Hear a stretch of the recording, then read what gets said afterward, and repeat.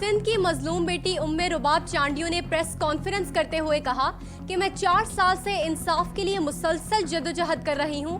اب جاگیردارانہ نظام ختم کرانا ہے اور اس کے لیے مسلسل احتجاج بھی کیا جائے گا.